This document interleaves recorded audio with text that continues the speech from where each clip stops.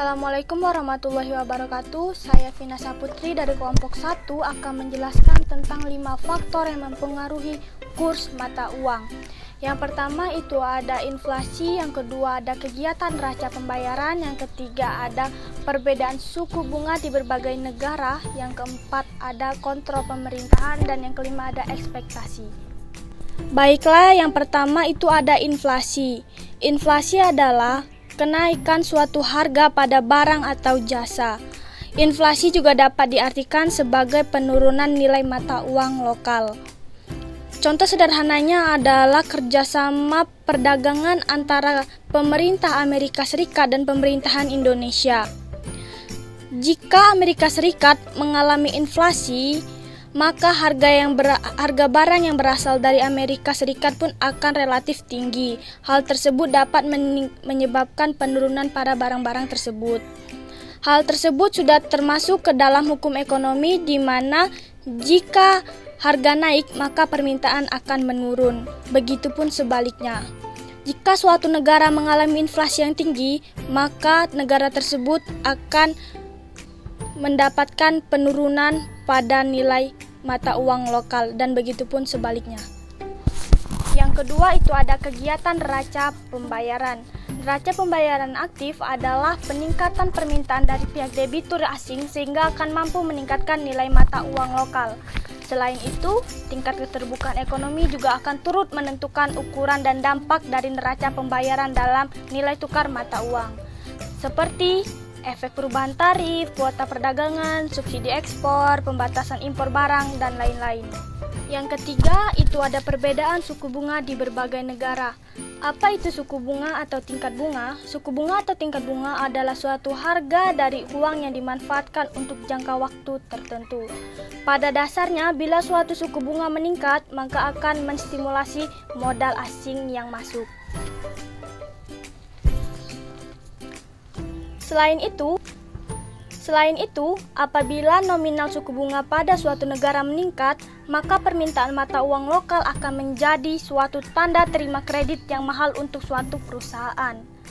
Untuk itu, dalam perkara peminjaman, pada umumnya setiap pembisnis akan lebih meningkatkan biaya produknya dengan tinggi harga barang lokal, sehingga hal tersebut akan menyebabkan pengurangan pada nilai mata uang lokal. Yang keempat, itu ada kontrol pemerintah. Kebijakan yang ditempuh oleh pemerintah juga akan turut mempengaruhi keseimbangan nilai tukar mata uang. Berbagai contoh dari kebijakan tersebut adalah upaya pemerintah dalam menghindari masalah nilai tukar valuta asing, perdagangan internasional, serta mengintervensi pasar uang. Kelima, itu ada ekspektasi. Faktor lainnya yang turut mempengaruhi nilai tukar pada valuta asing adalah ekspektasi nilai tukar yang bisa terjadi di masa depan. Pasar valuta asing akan memberikan reaksi yang cukup agresif pada setiap berita ataupun isu yang bisa beredar di kemudian hari. Sebagai contoh, berita tentang meningkatnya inflasi Amerika Serikat yang bisa menyebabkan pedagang valuta asing menjual mata uang dolarnya.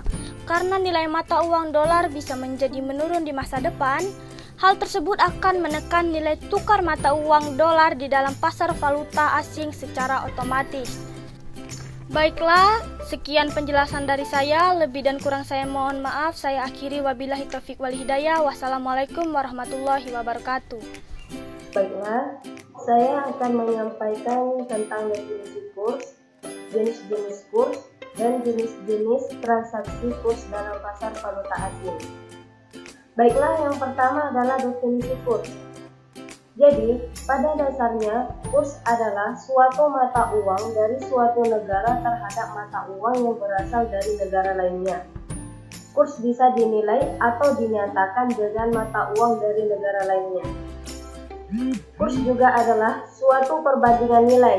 Maksudnya, saat ada pertukaran antara dua mata uang yang saling berbeda, maka di dalamnya akan menghasilkan perbandingan pada nilai atau harga mata uang itu. Kurs juga sering disebut dengan nilai tukar mata uang. Kurs memiliki peranan penting dalam hal transaksi, khususnya pada kegiatan ekspor dan impor. Baiklah, yang kedua adalah jenis-jenis kurs. Biasanya ada 3 kurs yang saat ini berlaku di dunia. yakni yang pertama, kurs beli.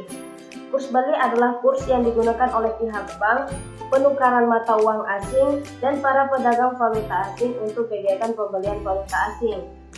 Contohnya sederhana, apabila Anda ingin menukarkan 100 US dollar dengan mata uang rupiah, maka Anda harus menggunakan kurs beli. Yang kedua adalah kurs jual. Kurs jual merupakan kurs yang digunakan oleh pihak bank atau tempat penukaran mata uang dan juga pedagang valuta asing dalam menjual valuta asing.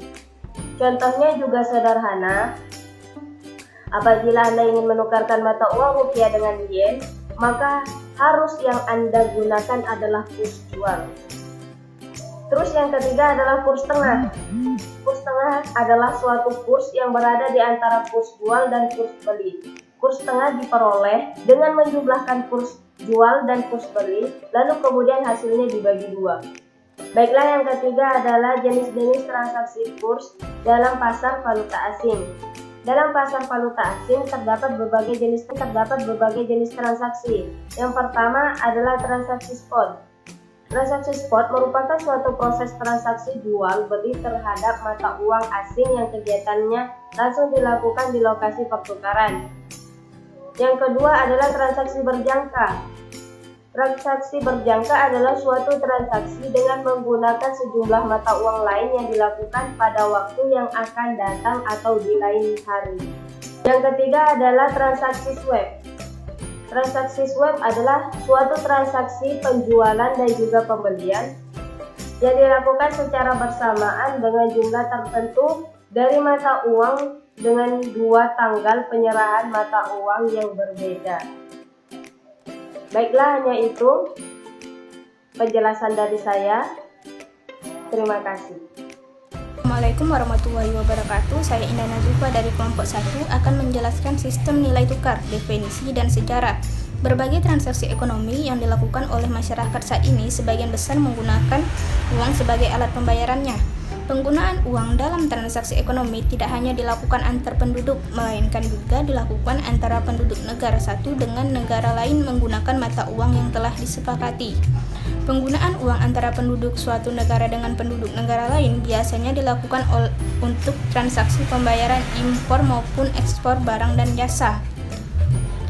Dengan adanya kegiatan ekspor dan impor, masing-masing negara tentu akan menghadapi permasalahan mengenai alat pembayaran yang dilakukan dalam transaksi kedua kegiatan tersebut.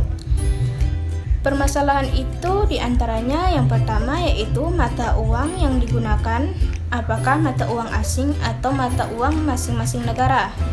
Beberapa besar nilai suatu transaksi apabila ditetapkan dalam mata uang asing. Kedua masalah tersebut berhubungan dengan mata uang suatu negara dengan negara lainnya.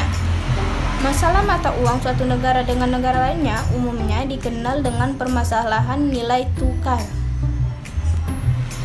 Nilai tukar dilansir dari buku Sistem dan Kebijakan Nilai Tukar tahun 2004 karya Iskandar Simorangkir dan Suseno. Nilai tukar mata uang adalah harga satu unit mata uang asing dalam mata uang domestik atau harga mata uang domestik terhadap mata uang asing. Nilai tukar mata uang disebut juga sebagai kurs. Misalnya nilai tukar NT rupiah terhadap dolar Amerika US adalah harga 1 dolar US dalam rupiah. Bisa juga diartikan sebaliknya, yaitu harga 1 rupiah terhadap 1 dolar US. Nilai tukar memiliki sifat fluktuatif, artinya nilai tukar bisa mengalami kenaikan dan penurunan, sehingga memungkinkan terjadinya hal-hal berikut. Yang pertama yaitu depresiasi, dilansir dari buku Kamus Lengkap Istilah Ekonomi tahun 2020 karya Tim Panca Aksara. Depresiasi adalah penurunan nilai suatu mata uang terhadap mata uang asing dalam sistem nilai tukar. Yang kedua yaitu apresiasi. Apresiasi adalah menguatnya nilai suatu mata uang terhadap mata uang asing dalam sistem nilai tukar. Yang ketiga yaitu devaluasi. Devaluasi adalah kebijakan suatu negara untuk menurunkan nilai mata uangnya terhadap mata uang asing. Yang keempat yaitu revaluasi. Revaluasi adalah kebijakan suatu negara untuk menaikkan nilai mata uangnya terhadap mata uang asing. Sejarah sistem nilai tukar. Sistem nilai tukar yang digunakan oleh negara-negara dunia memiliki sejarah yang cukup panjang.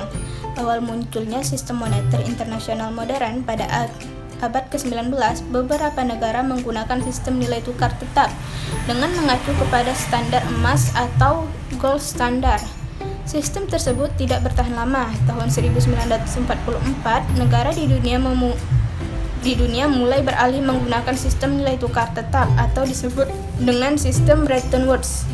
Dalam sistem Bretton Woods, Amerika Serikat merupakan satu-satunya negara yang mengaitkan mata uangnya secara tetap dengan emas. Artinya, Amerika Serikat merupakan fondasi utama dari sistem ini dengan menetapkan tetap nilai USD terhadap emas. Namun, sistem Bretton Woods juga tidak bertahan lama. Awal tahun 1970-an, kepercayaan masyarakat terhadap sistem Bretton Woods semakin berkurang. Akhirnya, pada tahun 1973, setiap negara diberikan kebebasan untuk menentukan sistem nilai tukar yang digunakan. Saat ini ada 3 jenis sistem nilai tukar yang digunakan negara-negara di dunia, yaitu sistem nilai tukar tetap, sistem nilai tukar mengambang, dan sistem nilai tukar fixed but adjustable rate atau yang biasa disebut FBAR. Sekian dari saya akhiri. Wassalamualaikum warahmatullahi wabarakatuh.